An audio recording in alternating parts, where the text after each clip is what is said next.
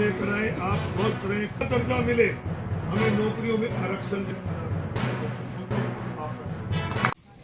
चंद्रभान जी, वेद प्रकाश जी, फौजी साहब, उपस्थित सभी सम्मानित बुजुर्गों, भाइयों बहनों व प्यारे बच्चों, आज आपके बीच में आने पर आप लोगों ने स्वागत किया, इसके लिए आपका धन्यवाद करता हूं, आपका आभार व्यक्त करता हूं।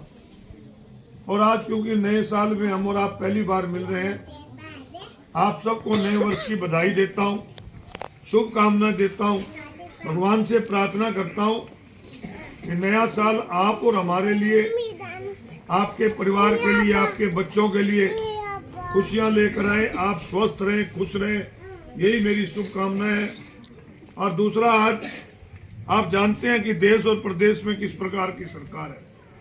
इस देश को आजाद कराने में हमारे बहुत से जवानों ने हंसते हंसते फांसी के फंदे चूमे, सीने पे गोलियां खाई थी, तब जाके देश आजाद हुआ।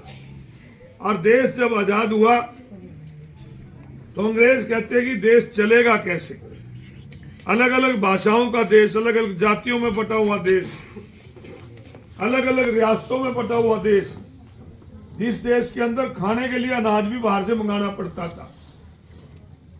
उस चुनौती को कांग्रेस पार्टी ने स्वीकार किया और बाबा साहब भीमराव अंबेडकर को संविधान निर्माण की जिम्मेवारी दी। हम नमन करते हैं बाबा साहब को कि जिन्होंने संविधान के अंदर हमें सबको बराबरी का अधिकार दिया। देश की आजादी से पहले, ये नए बच्चे बैठे हैं इनको शायद ना पता हो, देश की आजादी से पहले वोट का अधिकार बड़े लोगों को होता था, जेलदारों को, जगीरदारों को, उद्योगपतियों को, सरमाएदारों को, गरीब को वोट का अधिकार आम आदमी को नहीं था। परंतु बाबा साहब ने संविधान बनाया, 21 साल के हर व्यक्ति जो जिसकी उस समय उम्र थी, चाहे बड़ा था, छोटा था, गांव में रहता था, शहर में रहता था, किसी जाति से था, किसी धर्म से था, औरत थी, आदमी था, सबको वोट का अधिकार देके हमें बराबरी का अधिकार दिया। और क्योंकि हम लंबे समय तक गुलाम रहे थे, उन्होंने संविधान के अंदर एससी समाज के लोगों को और बीसी समाज के लोगों को बराबरी का दर्जा मिले, हमें नौकरियों में आरक्षण देने का काम किया। परंतु आज की मौजूदा सरकार, जो उस समय भी आरएसएस वाले किस आरक्षण के खिलाफ थे, देश की आजादी के खिलाफ थे, आज फिर से सीधे तौर पे तो आरक्षण खत्म नहीं कर पाते थे, आज नौकरियां सारी प्राइवेट कर दी।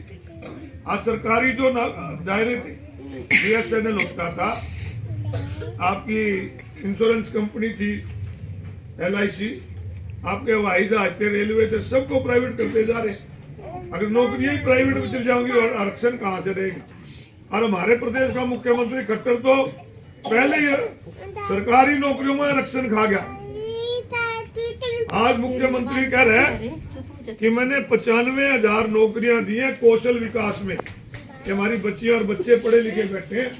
कौशल विकास सरकारी नौकरी है, कच्ची, पक्की नहीं है। उसमें 95,000 में जो 27% BC का और 20% SC समाज का कोटा था, उस 47% में एक भी नौकरी नहीं, सारी अपनी मर्जी की ला दी। कांग्रेस की सरकार थी, कच्ची नौकरियों में भी आरक्षण था, और ये सरकारी में भी खान लग रहे हैं। और ये अगर आगे फिर आगे तो जिसमें भी आप पढ़ रहे होंगे अखबार में, बांग्लादेश के अंदर जो वहां की सरकार है, वो वोट ही नहीं पढ़ने दे रही, फिर यूं भी नहीं पढ़ने देने का। ये तो कहेगा जो कुछ करना नहीं करना। ये यहाँ तक कह सकते हैं, ये मेरी भाने बैठी है, इनके बीच में चोर लेकर आएंगे कि राम मंदिर बनने लग रहा। अच्छी बात है, राम मंदिर तो बनना चाहिए, राम तो सारों का है, इनका थोड़ी हमारा भी है। ये तो उसका गुड मॉर्निंग का, आपका राम राम का सवेरे उठती, तो राम सबका है। परंतु ये कहते हैं कि 400 साल तक राम बाहर बैठा था, मोदी उन्हें घर में मारने लग रहा है, जो सबको कर देगा उसने मोदी कर देगा। ये इस तरह के लोग, ऐसे लोगों से बचने का एक ही तरीका है, नया साल है, आपके लोकसभा के चुनाव भी होने जा रहे हैं, विधानसभा के चुनाव होने, कांग्रेस पार्टी के साथ जुड़ो। और आपने तो हमेशा कांग्रेस का साथ दिया है, आगे भी कांग्रेस का साथ दो। कांग्रेस की सरकार निश्चित रूप से बनेगी, बच्चों को रोजगार भी मिलेगा। और ये तो अब आपके बीच में आके कह देते हैं, रोज टीवी पे बता देते हैं कि 5 किलो अनाज फ्री दे रहे। अरे 5 किलो अनाज 125 रुपए का दे रहे हो, 400 वाला सिलेंडर 1100 में दे रहे। पहले कांग्रेस राज में 400 रुपए सिलेंडर था, आज 1100 रुपए है। महंगाई की कितनी मार पड़ गई। डीजल 45 रुपए लीटर था, आज 90 रुपए लीटर है। पेट्रोल 40 रुपए लीटर है, आज 100 रुपए लीटर है। और मेरी माता बहनें बैठी है, 2014 में जो रेट था, आज कोई सा सामान लेने जो 3 गुना रेट बढ़। सारे तुम्हारी जेब पे टाका डालने वाले लोग हैं। इसलिए इनसे बचने के लिए आप सब लोग कांग्रेस पार्टी के साथ जुड़ो। कांग्रेस की सरकार बनेगी, सिलेंडर भी 500 रुपए का सबको मिलेगा। कोई हर एक को सिलेंडर 500 का देंगे। आपके 300 यूनिट तक बिजली फ्री कर देंगे। बुजुर्ग की पेंशन 6000 करेंगे। और आपके 100 गज के प्लाट पहले भी कांग्रेस ने काटे थे 3,82,000।